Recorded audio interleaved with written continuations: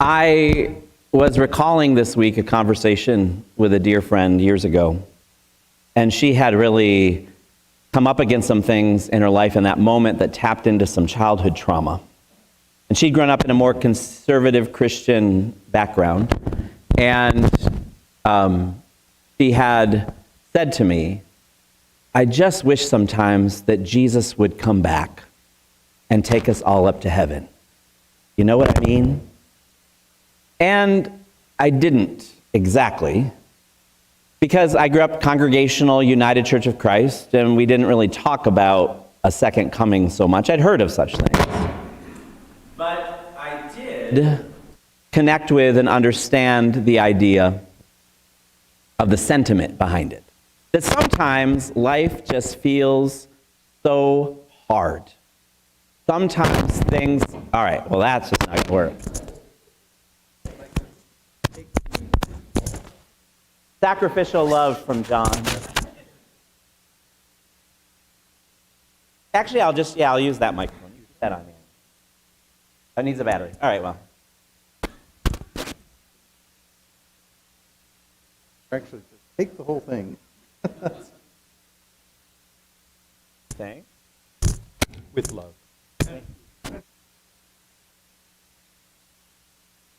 Hello, hello, hello.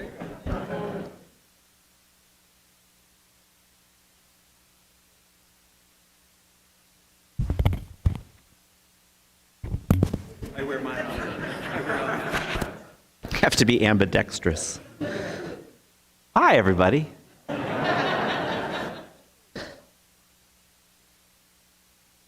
You know, I think about there are sometimes church communities, something like this happens, everyone's horrified.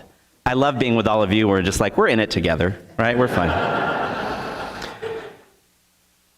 So, back to the conversation with my friend and my response to it, where I didn't fully relate because, again, I had not grown up with that theology or tradition being taught explicitly about Jesus coming again. But I did understand the sentiment of this notion that sometimes things feel so hard here that it seems like the best thing we can hope for is to get out of here. Sometimes that just feels like the best that God could do. And I have been many times in hospital rooms, hospice care suites, bedsides, where someone has died, and often after a real struggle in their last days. And one of the things that people say to one another, family members, will say, they're in a better place. And there is true comfort in that reality. And I absolutely affirm and celebrate that thinking and understanding and the comfort that comes from it. And furthermore, I deeply believe that there is truth in it. I believe in ways I can't understand or articulate that something of who we are is held eternally in God. That this is not the end of the story. I also recognize that when our theology or beliefs are only about an afterlife or mostly focused there, there are limits and sometimes even dangers. I think about slave owners in the American South who taught the enslaved people a form of Christianity where there was this recognition that for the enslaved people, it's just going to be hell here. But if you obey your master and believe the things I'm teaching you, your reward will be after you're dead in heaven. And if you don't obey your master and don't believe the right things, you're just going to have more of hell. So do what I tell you to do, and your reward will be heaven. And the institutional church over the centuries has often weaponized the afterlife in this way. The sense of, you believe these things, we're going to send you to the right place. You go against what we're teaching or saying, we're going to send you to the bad place. And especially for marginalized and oppressed people, this already felt like a bad place. So it was a way to keep people domesticated, in line. This is not what Jesus taught. This is not what Jesus taught. Now, some of you, there may be a little stirring up, like, you might want to argue because you said, Michael, I heard hell several times in the reading today. One, it's good. Fine, let's argue. Let's talk about it. That's where, there's always growth in that. So that's fun. That's good. I'm good with that. Also, I think about the reminder that all these biblical passages, the context matters. What's happening, how the people understood it in its own time matters. And so we pay attention to that and we look at it. So in the passage that we have today, a reminder, this is all from a thing that traditionally Christians will call the Sermon on the Mount. That was the setting. And this is not Jesus giving general moral principles as a good moral teacher that apply to everybody everywhere. Jesus is engaging teaching that it says are for his committed followers. So there's a difference between what you could just apply generally instead of what it would look like if you're seeking the reign of God, if you're following in this way of Jesus and want to be part of what God's doing. So what he's teaching is for the latter category. And then we hear, though, that Jesus is offering standards that seem, well, pretty impossibly high. Right? The bar is set here. Who can do this? He says, if you just call someone a name like fool, you shouldn't do that? Anyone ever done that? And if you just lust, you're liable to something hellish? And then there's the bit about dismemberment. What is going on here? Well, I think the language is extreme and impossible on purpose, because what Jesus is talking about here isn't something that any of us could live into our own way by our own power. That Jesus is talking about a way of living that is God's wisdom, God's power, God's life in us, at work through us. On our own, by sheer willpower, it's impossible. But like the angel said to Mary in our Advent readings, nothing is impossible with God. And so Jesus is offering this teaching and understanding about a way of life that is only possible in communion or connection with the divine, with the Spirit, with God. So let's dig in a little bit. Jesus starts this teaching with a familiar to his own people rabbinical rhetorical device. Find a way to use that in a sentence this week. Rabbinical rhetorical device.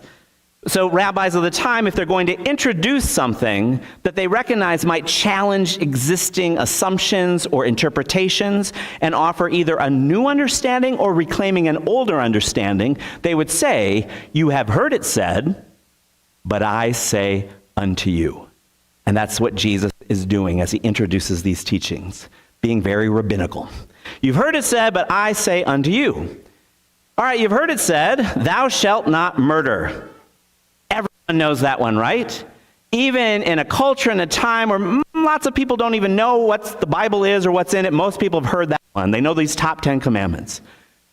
So you've heard it said. And he says, but I say to you, if you call someone fool, you're liable to the fires of hell. Well, that sounds like trouble, right? So let's start with hell. Melinda, the translation that she was reading for us, you heard her say this word Gehenna, and it was already to give you a preview of what's going on here. So in our New Testament, the oldest versions we have are written in Greek. And in the Greek right here, the word that gets translated into English as hell is the word Gehenna.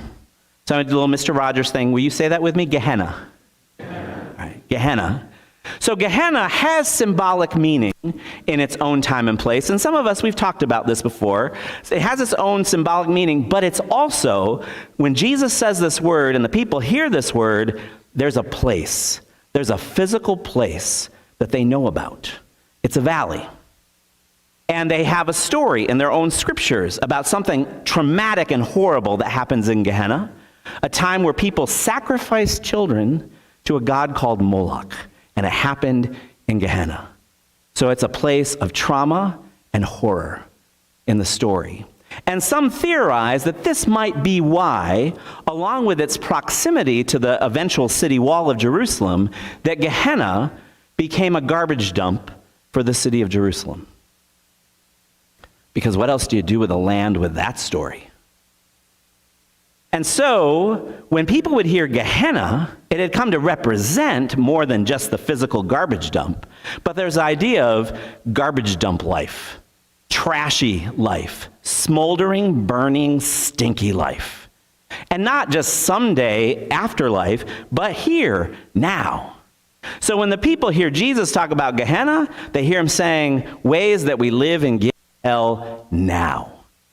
Trashy, smoldery, stinky, chaotic awfulness. So, back to name calling. So this is hard. This is hard because fool, how benign is that? I mean, we live in a culture that now uses a different F word easily. See it on trucks going down Oracle Road. I was driving into Safford to go on a hike in Mount Graham, and next to the Welcome to Safford town, it's a private person's land. There's a giant flagpole with an F, the president, flag flying welcoming you to Safford. I don't care how you feel about the president. This is the kind of name calling that's become acceptable in our culture. And so, fool, like, come on, Jesus, fool, what's the big deal? And then lust says, you've heard it said, you commit adultery. All right, yeah, we know that ruins relationships and covenants. We can maybe get that, right? But lusting, who doesn't do that? Who really thinks that's a big deal, except a former president, Jimmy Carter, who confessed it, some of you might remember. So what's the big deal with these? Why would Jesus bring these up and equate them to hellishness? Because we can all do so much worse than that. Well, here's what holds both those in common. They are seemingly benign ways that we dehumanize each other. As soon as we call someone a name, we're not seeing their humanity. We're not seeing the divine image of God. We're seeing someone who's a problem, and we want to dismiss them or get rid of them. And it starts in benign ways, like fool. And then lust is really ways that we turn other people into objects, something for our conquest or our use. And it seems like not a big deal, but Jesus is saying, as soon as we start to see other people as objects, as soon as we dehumanize in even the smallest ways, we're in hell. We are living and giving hell.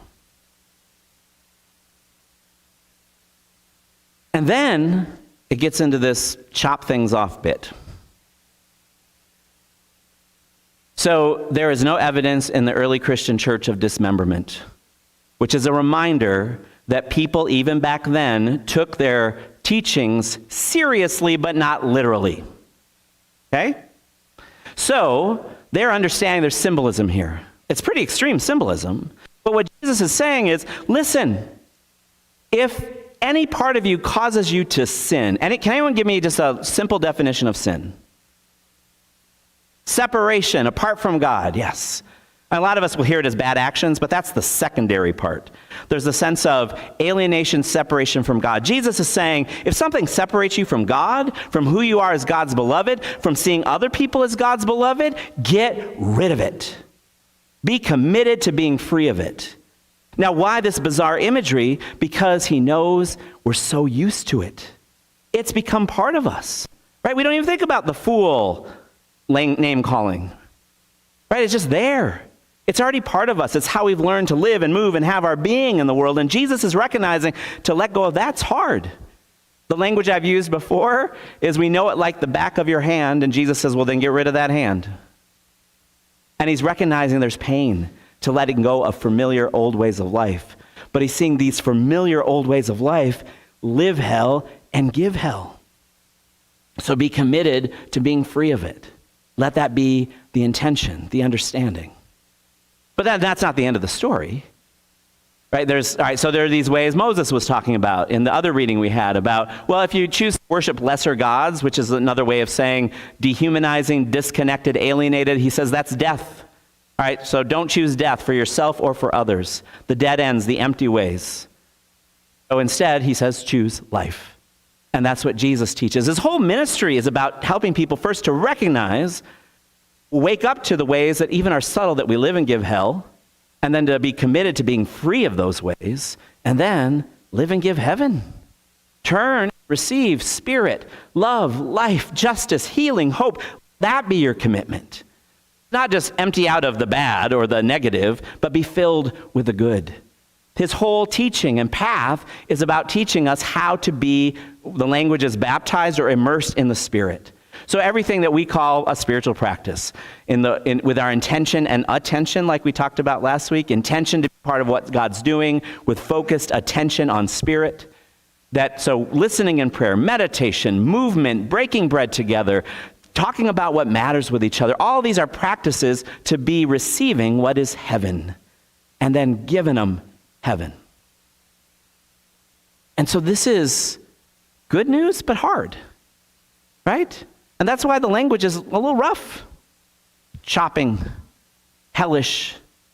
And I do not like to think that I live and give hell. And there's these subtle ways, though, that I do.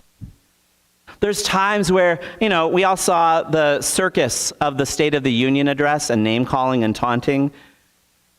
And then I see the responses and the comedic memes. So I'm just going to give you one example that I laughed at. There was Marjorie Taylor Greene walking around with a big white balloon, making fun of the China balloon, and the caption said, "This white balloon is gathering no intelligence." Right? So you laugh too.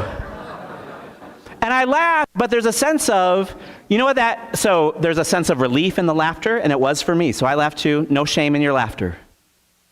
But my prayer becomes, when I just laugh at that and see this person as two-dimensional, to just get rid of them and to say it doesn't matter. But when I pray and listen, I ask questions like, what happened to her in her life?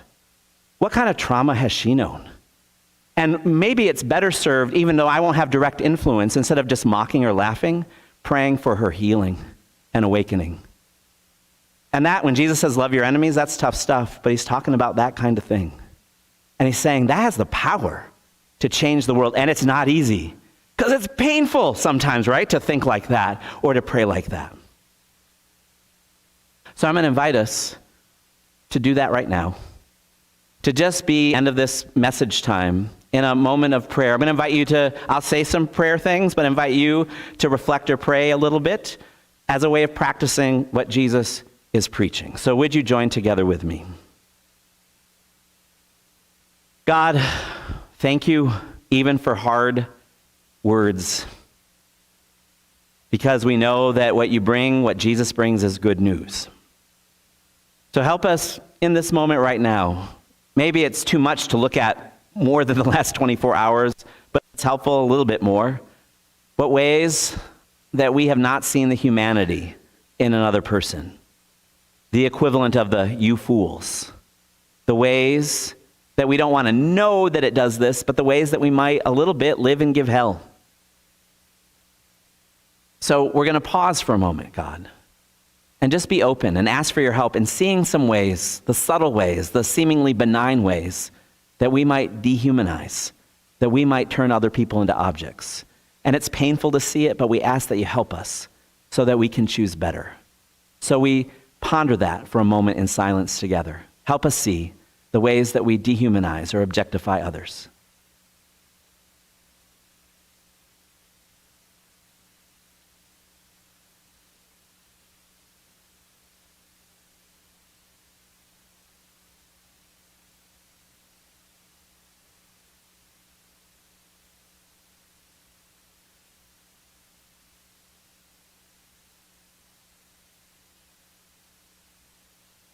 God, we know that you've made us in your image and that we are good people who want to do good things, so it can be hard to see the ways we live or give hell. But help us in the ways that we can see it, even as it's uncomfortable, to say hell, no. To say hell, no. We choose not to do that. We choose not to live that. And so in our own ways, we pray that to you now, our commitment to turn around to choosing differently.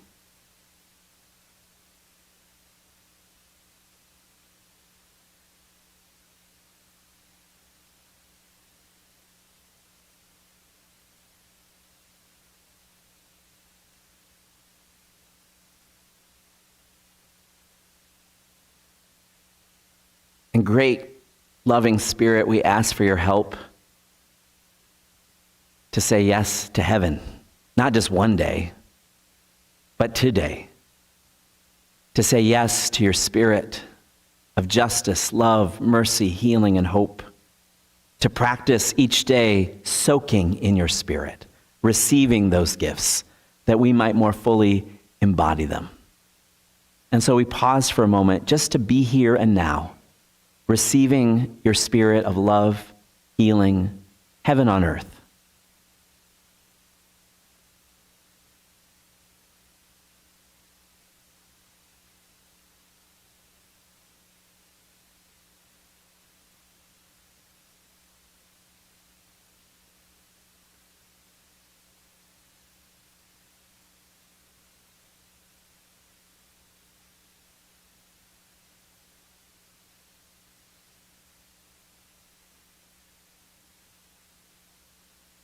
And God, we ask you to help us see a way in this day we might give them heaven. Help us to be awake to the possibilities. Help us to see the opportunities to love, to hope, to heal together with others. Thank you that these are gifts you give us to receive and to share. And we thank you, praying in Jesus' name, and all God's people say, Amen.